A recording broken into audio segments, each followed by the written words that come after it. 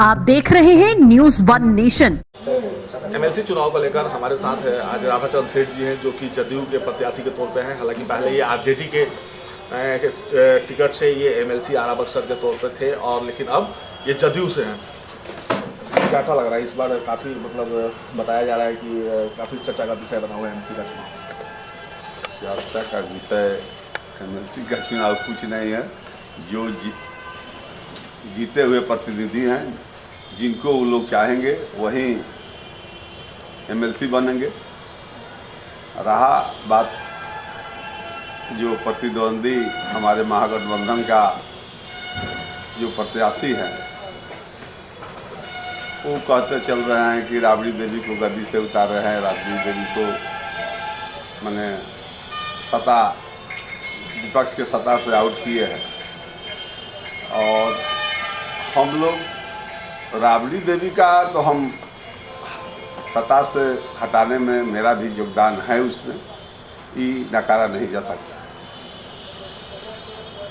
और वो लोग राबड़ी जी लालू जी के परिवार का विकास रात दिन सोचते हैं। वो लोग हमारे आदरणीय नेता नीतीश जी और एनडीए के नेता लोग चाहते हैं कि हमारा भारत माता सुरक्षित कैसे रहेगा, देश सुरक्षित कैसे रहेगा, देश का विकास कैसे होगा, राज्य का विकास कैसे होगा, जिला का विकास कैसे होगा, अमन चैन बहाल कैसे होगा। हमारे नेता का तो यही है कि सामाजिक न्याय का जो असली नेता है नीतीश जी है।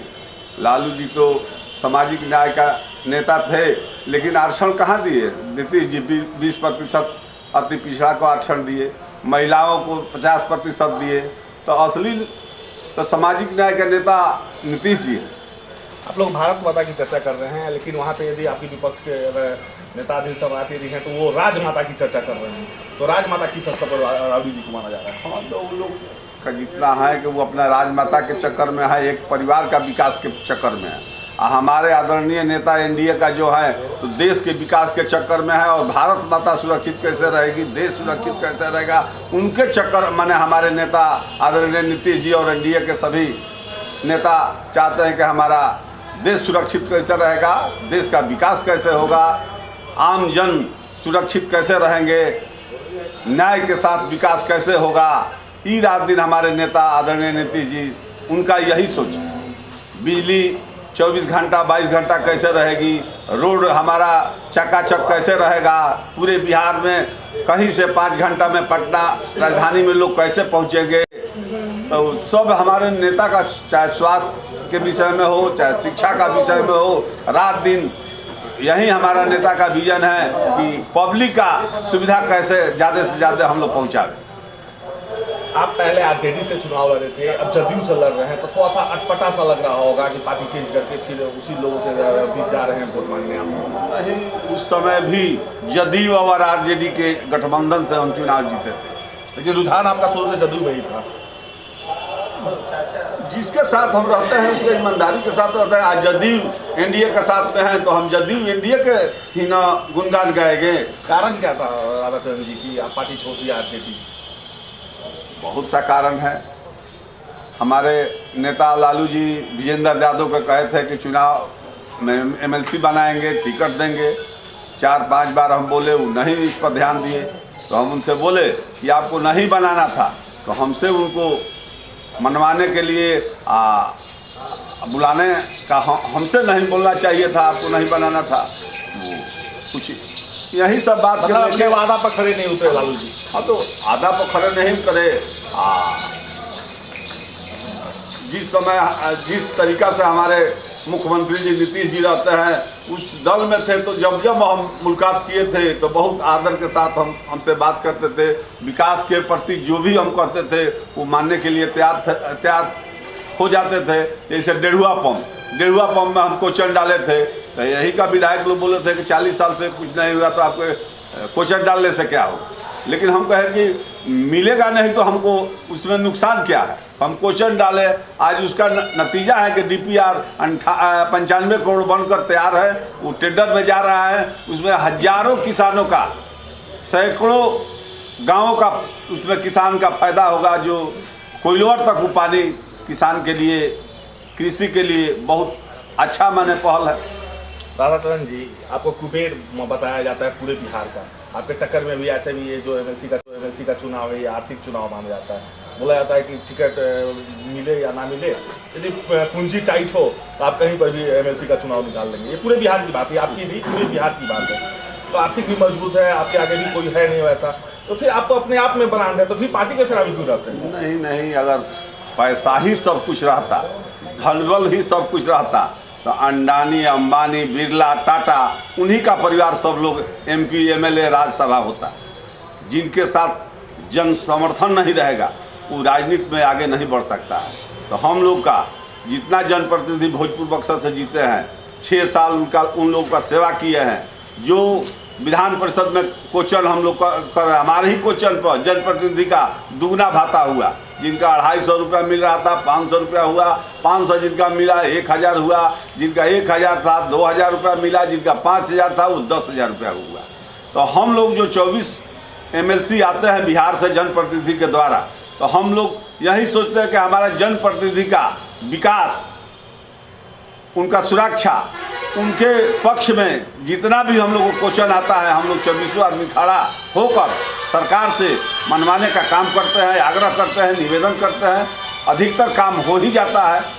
तो जिसके पास जन समर्थन नहीं रहेगा, तो आप साज तो ठीक है, लेकिन आपको माना जाता है कि आप अपने आप में हैं, आपका अपने सिक्का चलता है बिहार में, तो फिर पार्टी मतलब से आना, फिर लोग आपका यदि कंपेयर करते हैं तो ये गलत करते हैं। नहीं, ईमानदारी के मामले में 24 लोगों का बता रहे हैं, 24 में तो पहला ईमानदारी के तौर पर तो आपको देखा जाता है, आप तो कमीशन भी नहीं लेते हैं कहीं पर भी कुछ। हम बहुत व्यवसाय किए हैं, पहले पैसा के लिए व्यवसाय करते थे, आज राजनीति पैसा के लिए नहीं करते हैं। सेवा भावना से हम काम करते हैं। राजनीति में जब से आए हैं तब से राजनीति मेरा उद्देश्य पैसा का नहीं है, हमारा सेवा का उद्देश्य है। जनता का सेवा करना ही हमारा धर्म है। पब्लिक को सेवा करेंगे तो पब्लिक हमारे साथ रहेगी, नहीं सेवा करेंगे तो कोई किसी का बंधुआ मजदूर नहीं है। अभी जो भोजपुर बक्सर का रुझान है, जनप्रतिनिधि जीते हुए हैं, 90% हमारे साथ हैं। किसी से लड़ाई वड़ाई नहीं है। हम लोग चुनाव अवश्य जीतेंगे। और हमारे नेता भी स्वच्छ छवि के हैं, वो अपने परिवार के लिए राजनीति नहीं करते हैं, जनता के लिए करते हैं, जनता के भलाई के लिए सोते हैं, जनता के भलाई के लिए जागते हैं। वही इनका यही उद्देश्य है। अपना पॉलिटिकल गुरु किसको मानते हैं? पॉलिटिकल गुरु तो अब हमारे नीतीश जी हो गए ना भाई। पॉलिटिकल जब इस राजनीति में उनको नेता हम मान लिए तो सब कुछ हमारा वही है। वो पॉलिटिकल गुरु आपके नीतीश जी, आपको पहली बार पॉलिटिक्स में लाने वाले को तो कोई तो छोट भैया एक नेता होंगे, उनके माध्यम से आप गए होंगे। डायरेक्ट तो नीतीश जी बुलाए नहीं होंगे कि आ जाइए सेठ जी, आप कुबेर हैं बिहार के, तो आइए आपको हम टिकट दे देते हैं। नहीं, हम तो डायरेक्ट जहाँ भी रहते हैं वहाँ दल में रहे तो डायरेक्ट लालू जी के ही सब गाइडलाइन पर है। यहाँ भी आदरणीय नेता नीतीश जी के साथ हैं, तो नीतीश जी के ही गाइडलाइन पर हम चलते हैं। जो भी इशारा होता है वहीं हम करते हैं।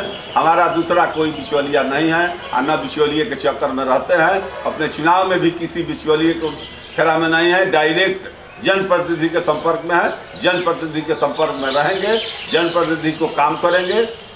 हमारे यहाँ कोई भेदभाव नहीं है, चाहे किसी पार्टी को आवे, किसी धर्म को आवे, किसी जाति को आवे। हम ये पूछकर पार्टी और जात पूछकर राजनीति नहीं करते हैं। हम ईमानदारी के साथ पब्लिक को सेवा करते हैं। सबको लेकर हमको चलने का मंशा रहता है कि सबको साथ लेकर हम चले। आदरणीय नेता नीतीश जी का भी विजन है कि सबका साथ, सबका विकास, सबका विश्वास जीत कर आगे बढ़ना। कुछ राजनेताओं का मानना है कि काफ़ी आरजेडी में शोषण होता था आपका। एक बार आप लालू जी से मिलने भी गए थे तो कुछ चंदा के तौर पे आपको कुछ देना पड़ा? नहीं, ऐसा बात नहीं है। लालू जी भी थे तो हमारे बहुत माने इज्जत भाव करते थे। यहाँ भी शोषण मतलब फंड के नाम पे, तो कभी ये फंड के कभी कोई शोषण हमारे साथ कोई आज तक नहीं लोग किया है। ये जो मार्केट में लोग सोचते हैं वो वैसा बात नहीं है। जिस पार्टी में रहते हैं, आज भी इस पार्टी में है तो मान लीजिए कि चंदा का जरूरत पड़ेगा तो चंदा हम लोग नहीं, वो दूसरे तरह की चंदा की बात हो रही थी। मतलब दूसरे मतलब मिलने गए तो उसमें भी मिलने का भी चार्ज लिया गया, उसके बाद आपसे मिला गया? नहीं, वैसा बात हमारे साथ आज तक नहीं हुआ है। कभी भी लालू जी हमसे ऐसा बात नहीं की है। बाजार में क्या रहता है, पब्लिक में क्या रहता है, उससे हमको क्या लेना देना है। जितना दिन थे लालू जी से अच्छा संबंध था। आज इस पार्टी में अभी आए हैं आदरणीय नेता नीतीश जी, जो कहेंगे, जो कहते हैं वो करते हैं। आज उनको नेता मान लिया है, तो जो कहेंगे वो करने के लिए हम तैयार देश हैं। में आपको काफी मतलब मेहनती माना जाता है। बुजुर्गों का कहना था कि सेठ जी का एक बहुत पहले पुराना एक दुकान भी हुआ करता था स्टेशन पे, और वहाँ से लेकर आज भी यहाँ तक का सफर कैसे कुछ को बताइए।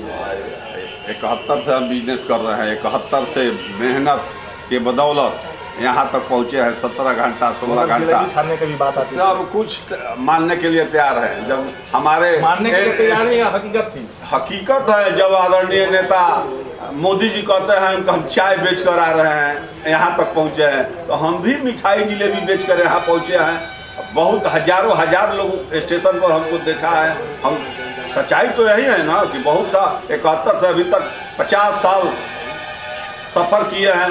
बैकग्राउंड राजनीति का हमारा कोई परिवार का नहीं था, लेकिन ईमानदारी, लोग को विश्वास, मेहनत के बल पर यहाँ तक पहुँचे।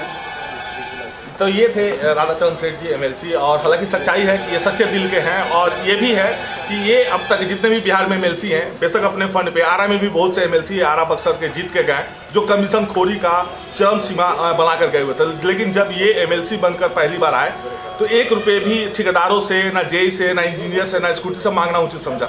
इनके जो भी काम होते हैं, इनके फंड से जो भी काम होता है, उसमें 1 रुपये ना ठेकेदार से ना इंजीनियर से लेने का काम करते हैं। लेकिन इसके पहले जितने भी एमएलसी पद पे रहे हैं वो बिना कमीशन खाए, उसके पहले ही वो लोग पहले कमीशन लेते थे, फिर जाकर काम दिया करते थे। लेकिन इनके नॉलेज में सिर्फ आना चाहिए कि ये काम यहाँ नहीं हो रहा है, वो सिर्फ लिख देते हैं, उसके बाद ये नहीं जानते काम होने